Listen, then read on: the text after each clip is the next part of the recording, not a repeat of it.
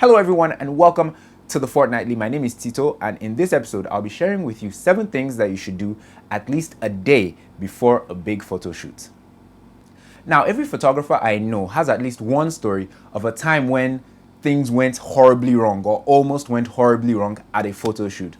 Could have been at a wedding or at a fashion show, at a portrait session, at a baby or maternity shoot, any kind of photo shoot where, for example, you got to the location and your memory card wasn't in your camera and you didn't have any spare memory cards, or the batteries for your camera were flat, or you didn't have batteries for your flash or other accessories, and all these things have a way of just ruining the entire shoot or causing you to reschedule. Now, honestly, a lot of these things that happen to us photographers are avoidable. They could have been avoided with a little bit of planning, better planning, or us doing some due diligence before leaving the house or the studio. Now, really, you can't foresee or plan for every eventuality. For example, you may have an outdoor shoot and the weather just acts up and just throws your whole photo shoot, into the sea. But at the same time, planning does have a very important place in the whole scheme of things. Abraham Lincoln said, if I had 8 hours to cut down a tree, I would spend 6 hours sharpening my axe. And that just gives credit to the whole issue of planning for anything really. So in this video, I'll be sharing with you 7 things that I do to make sure I don't find myself in those awkward and embarrassing situations at a photo shoot. Here they are. Number 1, envision what the actual photo shoot is going to be like. At least a day before the shoot, preferably several days before the shoot, think about what the actual shoot is going to be like. Think of what your mindset is going to be, what the weather is going to be like that day, what your subject's frame of mind is going to be, or what you'd like your subject's frame of mind is, to be on that particular day.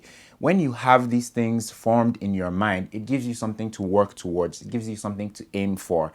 And in the process of, thinking about these things, you may even stumble on certain issues that may happen on the day of the shoot. For example, you may have been planning on a particular date, but when you think it through and envision it, you may realize that that particular day is clashing with something else, like a public holiday or some kind of state event or something or the other. But this will stem from you thinking about the actual shoot itself. Number 2, create a checklist. Making a checklist will help you reduce the risk of forgetting things to carry along with you for the shoot. It could be things like the gear, like your tripod, your batteries, the camera itself, extra memory cards, and so on. Or it could be the processes that you'll need to perform against the shoot. Things like call the makeup artist, recharge batteries, set up the backdrop, things like that. Like I said, these things will help you to ensure that you do not forget things on the day of. Number 3, charge your batteries. Now, rechargeable batteries are used by a lot of photographers, let's be honest. And the truth is that they take a lot of time to charge. I think mine take about 16 hours for a full charge. So if they take that long, I think I'm better off charging them 2 days, at least 2 days before my shoot, as opposed to a day before my shoot. Because if I charge it a day before my shoot, that's cutting it very close for batteries that take 16 hours to charge. So those are for AA batteries and AAA batteries. But for your camera batteries, they don't take so long. They could take like 2 or 3 hours to get a full charge. But if you charge those at least 48 hours before the shoot too, there's nothing wrong with that as well. So always make sure you have your batteries charged at least a day before the shoot. Number 4, buy spare batteries. Now, spare batteries are very essential because you can never really tell when you need them. There are times that I've charged my rechargeable batteries and I thought that, my rechargeable batteries were 100% and good to go, but because they take so long to charge, I may not have given them a full charge, or maybe they're at the end of their lifespan, so they don't last as long. So in those cases, a fresh pack of AAA batteries or AA batteries, for whatever I'm using them for, go a long way in saving the day. So always make sure you have spare batteries, and spare batteries for your camera as well. Number 5, backup and format your memory cards. Now, the data from your previous shoot may still be on your memory card and you may not have backed it up. So ensure that you have. If you haven't, do that. And then once you've done that, you can make space and clear the memory card if you need to. You can either decide to delete the data on there or format the card altogether. I prefer to format my card. Number 6, call or send reminders to everyone involved with the shoot.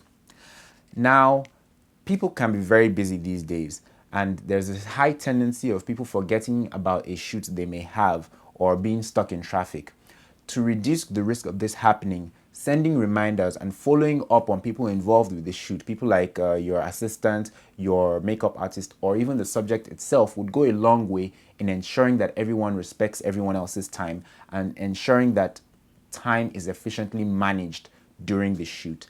I remember a few years ago where we had a shoot with a celebrity, and even though I had gotten in touch with him a couple of times leading up to the shoot, he still forgot. And luckily I called him about 3 or 4 hours before the shoot just to inform him, and he made his way and we still had a good shoot. But had I not been consistently following up on him, we may not have had the shoot, and it was one of those situations where we had rented out a space.